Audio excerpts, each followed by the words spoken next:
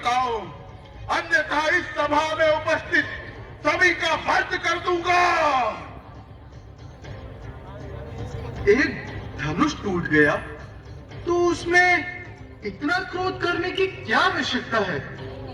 हमने तो बचपन में कई धनुष तोड़ डाले, तब तो किसी ने क्रोध नहीं किया था। बालक, तनिक होश में बात कर।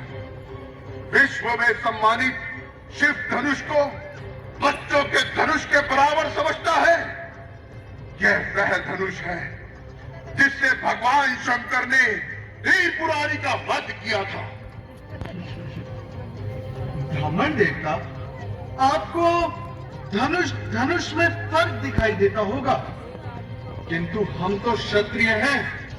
धनुष बाण से खेलना हमारा नित्य कर्म है। मूर्ख बालक, लगता है तुझे अपने जीवन से मोह नहीं रहा, तो इस प्रकार उदंडता पूर्वक बातें करता है। मुझे अपने जीवन से मोह है या नहीं, किंतु ब्राह्मण देवता, आपको देख ऐसा प्रतीत होता है कि आपको इस पड़े हुए जीर्ण धनुष से अधिक मोह है। तभी तो आप इसके टूट जाने पर एक बालक की भांति बिलबिला रहे हैं। अरे मूर्ख बालक, लगता है तू मुझे नहीं जानता। मैं क्षत्रिय कुलनाशक, बाल ब्रह्मचारी, अति क्रोधी, वह परशुराम हूं जिसने इस पृथ्वी को कई बार शत्रुओं से विहीन किया है। ब्राह्मण देवता, हम भी रघुवंशी हैं। यदि आप ब्राह्मण के अतिरिक्त और वो यम के दर्शन कर चुका होता, दूध के दांत टूटे नहीं और सिंह के मुख में हाथ डालने की चेष्टा करता है। अरे क्यों अपनी माता को नीपूतनी बनाना चाहता है? मूर्ख बालक, अब तक मैं तुझे केवल बालक समझकर छोड़ रहा था, किंतु तूने मेरे क्रोध को जगाया है। अब तुम्हें मुझ सिंह परशुराम से कोई नहीं बचा पाएगा। मैं तुझे निश्चय ही मृत्यु दंड दूंगा। हे विश्वामित्र, सुनो, यह बालक बड़ा आशिष्ट है। काल के वश में होकर यह अपने कुल का घातक बन रहा है। यह सूर्यवंश रूपी पूर्ण चंद्र का कलंक है। यह बिल्कुल दंड, मूर्ख और निडर है। अभी क्षण भर में यह काल का ग्रास हो जाएगा। आप मुनिवर, अधिक क्रोध आपको शोभा नहीं देता। रघुवर ने इस धनुष को हाथ लगाया और ये टूट गया, तो इसमें उनका कोई दोष नहीं। विश्वामित्र, यदि तुम इस उदंड बालक को हमसे बचाना चाहते हो तो इसे हमारी आंखों के सामने से दूर ले जाओ।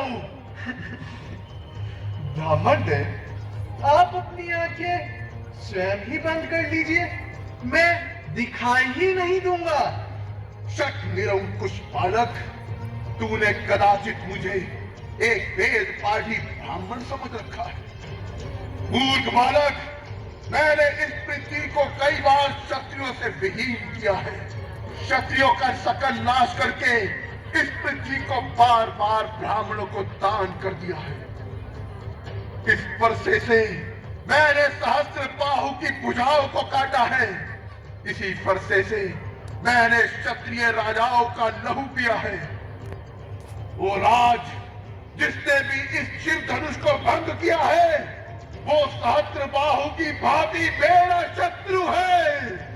हे विश्वामित्र, तुम इस मूर्ख बालक को हमारे बल और पराक्रम के बारे में बताते क्यों नहीं? ब्राह्मण देव, अपनी गुण गाथा आप स्वयं ही इतने अच्छे से सुना लेते हैं कि दूसरों की आवश्यकता ही नहीं। अभी तक अपनी महान गाथा गाते गाते दिल नहीं भरा हो तो सुना लीजिए कि किस प्रकार आपने एक कर्तव्य वीर कुमार के दोष पर क्रोध में आकर लाखों क्षत्रियों का संहार कर दिया। पिता का ऋण अपनी माता का गला काटकर कैसे चुकाया? बताइए बताइए, अपने कार्यों की पूर्ण गाथा अपने मुख से ही सुनाइए। बस बहुत हुआ। अब कोई हमें दोष न देना। अब ये बालक निश्चय ही मरणहार है। मुझे आश्चर्य है कि मेरी कुठार के सामने आकर भी अब तक जीवित कैसे बचा ये। मुझे भी आश्चर्य है कि कोई मेरे सामने मेरे देवतुल्य भैया को मृत्यु दंड देने की बात करे और वो मेरे बालों से अभी तक बचा रहे। सावधान!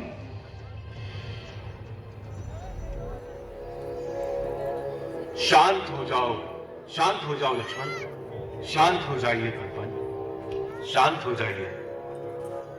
हे प्रभु, आप तो सहज सुजान हैं, बालक की बातों पर ध्यान न दीजिए।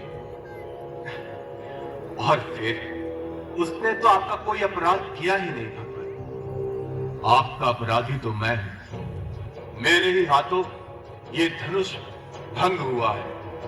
यदि दंड देना है तो मुझे दीजिए प्रभु। मुझे अपना दास समझकर चाहे मुझ पर कृपा कीजिए, चाहे दंड दीजिए, या फिर मेरे प्राण ही ले लीजिए।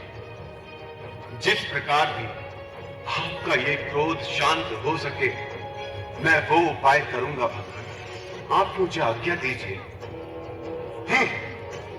तुम भी कुछ कम धूर्त नहीं हो राम। भगवान शंकर का धनुष तोड़कर अब मुझे ही क्या सिखा रहे हो?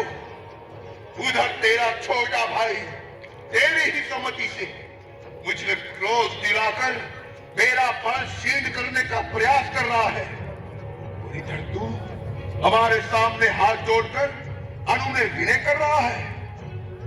परंतु ये छल कपट और नहीं चल सकता। तुम समझते हो अपना नाम राम रख लेने से तुम परशुराम का मुकाबला कर सकते हो? तो उठाओ शस्त्र और युद्ध करो हमसे। मैं तुम्हें निहत्ता नहीं मारूंगा, विरोचित मृत्यु देने का पूर्ण अवसर दूंगा। और अगर युद्ध नहीं करोगे तो तेरे छोटे भाई समेत तुम दोनों को मार डालूंगा। यदि रण में हमें कोई ललकारे तो क्षत्रिय धर्म के अनुसार हम उससे अवश्य लड़ेंगे, चाहे वो काल ही क्यों ना हो। किंतु प्रभु, हम रघुवंशियों का एक ये भी धर्म है कि हम गौ, ब्राह्मण और स्त्री पर हाथ नहीं उठाते।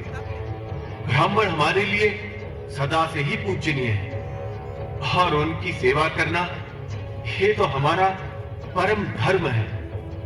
तो प्रभु, और सेवक के बीच में युद्ध कैसे हो सकता है? आपकी और हमारी बराबरी कैसे हो सकती है स्वामी? प्रभु, मेरा तो छोटा सा नाम है राम, और आपका परशु सहित परशुराम। आपने अपने राम को अभी तक नहीं पहचाना भगवान, किंतु मैं आपकी प्रभुता को जानता हूं। आपसे हारने में भी मेरी जीत ही है भगवान। राम, ये धनुष लो। यह धनुष ऋषियों ने मेरे पितामह महर्षि दधीचि के पास धरोहर रूप में रखा था। अगर विष्णु के इस धनुष पर तुम बाण का संधान कर सको तो मेरा संदेह मिट जाएगा। मैं तुम्हें पहचान लूंगा। हे प्रभु, आप जानते हैं कि ये दिव्य वैष्णव बाण कभी खाली नहीं जाता, परंतु एक तो आप ब्राह्मण हैं और दूसरे आप गुरु विश्वामित्र की बहन के पौत्र हैं। इसलिए मैं इसे आप पर नहीं छोड़ सकता। तो बतलाइए भगवान, मैं इस धनुष पर चढ़े हुए बाण का संधान किसके लिए करूं? किस पर छोड़ूं और किससे इसका नाश करूं? आपके पास जो सर्वत्र आने जाने की शक्ति है उसका नाश करूं, अथवा आपने जो अपने तपोबल से पुण्य लोक अर्जित किए हैं उसका नाश करूं? हे रघुनंदन, मेरी आवागमन की शक्ति का नाश ना कीजिए। जब मैंने यह पृथ्वी अपने गुरु कश्यप मुनि को दान में दी थी, तब उन्होंने कहा था कि अब तुम मेरे राज्य में नहीं रह सकते। तब से मैं कभी भी इस पृथ्वी पर रात्रि में विश्राम नहीं करता। मुझे रात को महेंद्र पर्वत पर जाने के लिए इस शक्ति की आवश्यकता होती है। परंतु राम, आप इस अमोघ बाण से मेरे पुण्य लोकों को नष्ट कर दीजिए, जिनके नष्ट हो जाने से नष्ट हो जाएगी हमारी कीर्ति, हमारा अहंकार और उस अहंकार से जनित हमारा क्रोध। हे राम, आप इसे पूर्व दिशा की ओर छोड़िए। जो